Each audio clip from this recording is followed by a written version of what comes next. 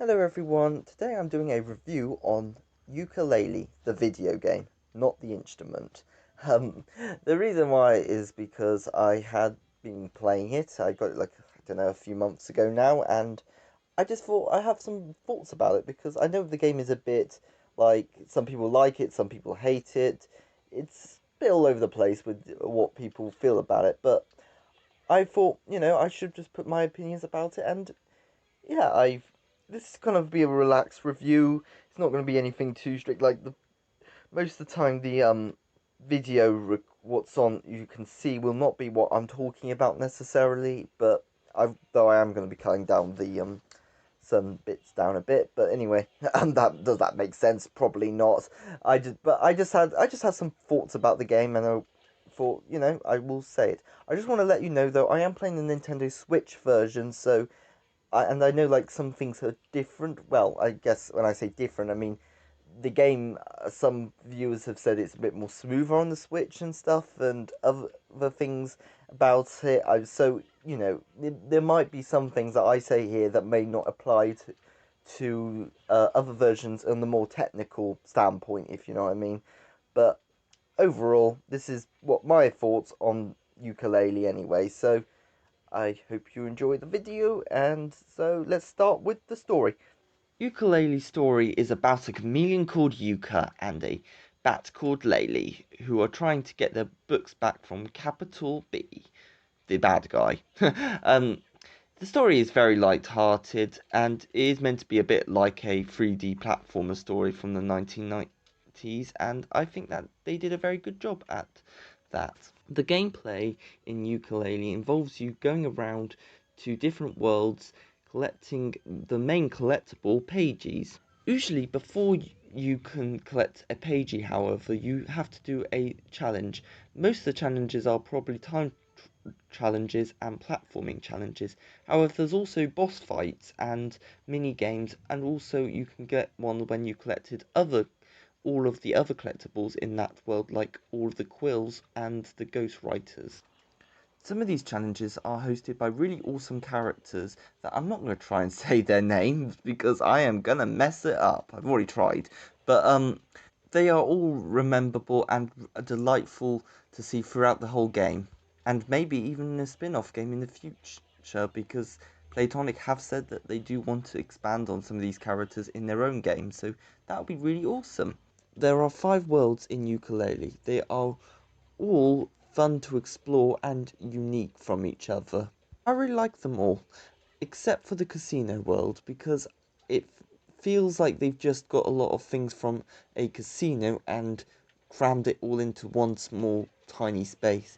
I don't know, it doesn't flow as well as the other worlds in my opinion, though I don't really like casino worlds that much in many other video games, so it might just be that. But at the end of the day, it doesn't really matter that I don't like one as much as the other worlds, because all the rest I really like, and I also really like the fact that you can expand them, because it feels like after you've seen them for like the first few times and stuff, and you feel like you've done most of the things, and then you just can expand it.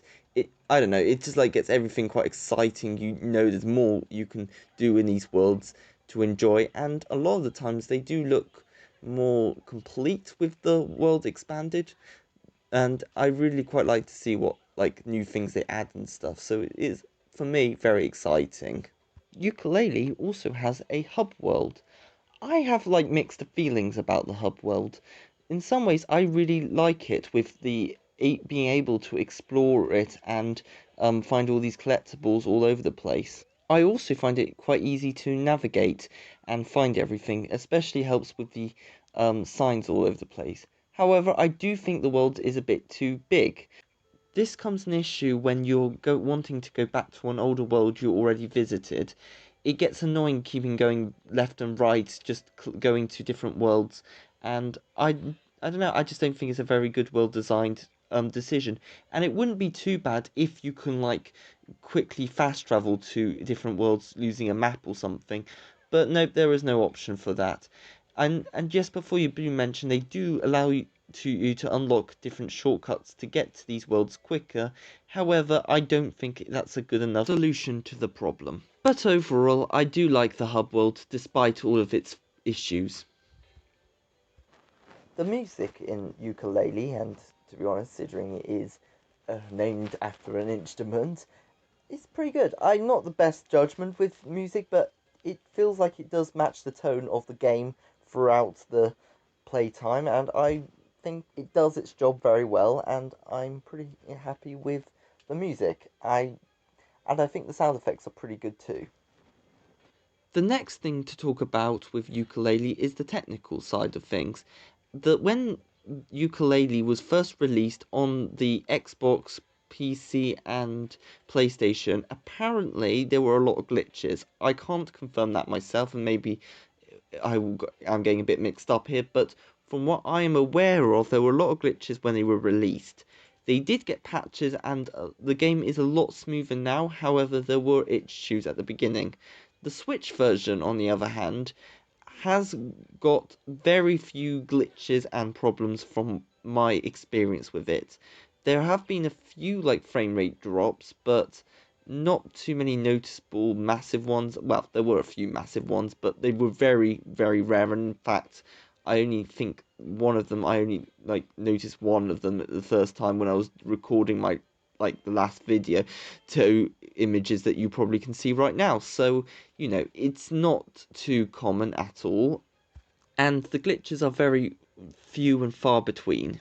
The only sort of glitch, though I don't think it's a glitch, but it's something that's kind of been programmed, is with slopes when Yuka seems to sometimes get a bit stuck on things when he's going down a slope and he's just sliding down, but because there is no like thing to the slope doesn't stop, it just carries on going down. It just means that Yuka's kind of in a sitting point, and there have been once or twice where there's no way to get out of that situation. So if they ever make a 3D sequel to Yooka-laylee, I think that is something they need to look at and possibly make sure that doesn't happen in a future entry. One thing that I almost forgot to mention was the loading screens. They can take forever, especially when you're going between worlds. They can take up to over 30 seconds, and even when within worlds, they are a lot more quicker.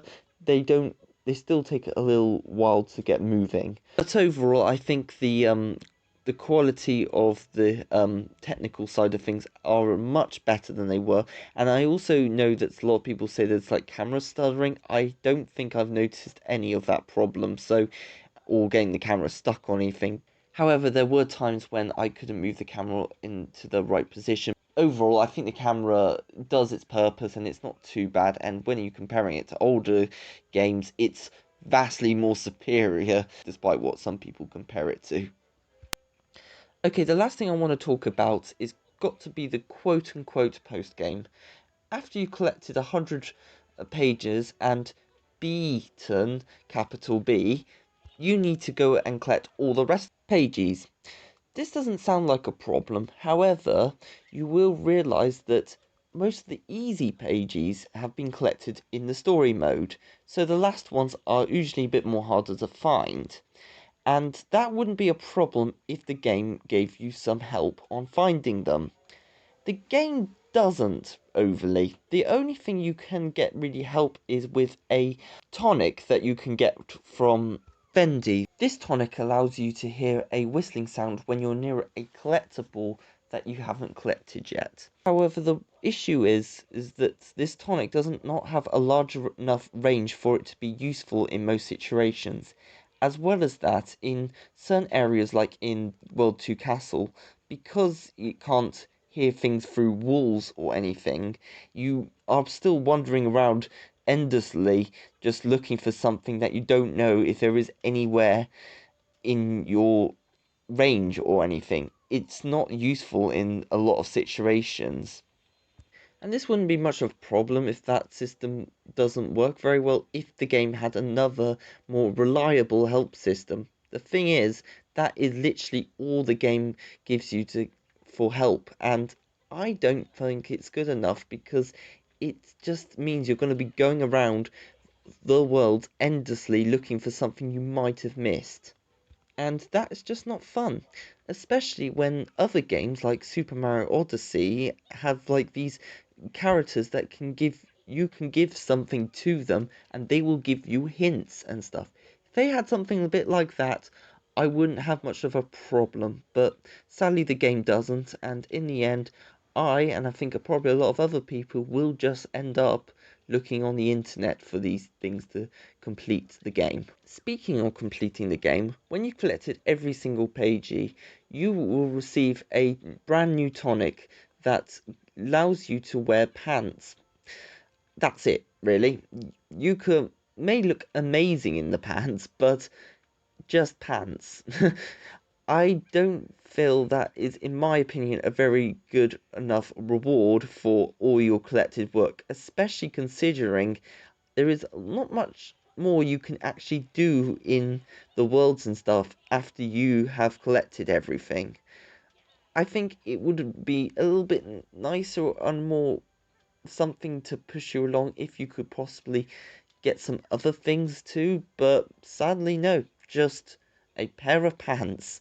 So overall, I like the game, despite its shortcomings, and I really hope they make a sequel in this 3D style. If you're interested in Yooka-laylee, I recommend getting it, but on a discount. I think it's a lot of fun for a while, and I really enjoyed it, but I don't think it's worth the 35, 36 pound price tag.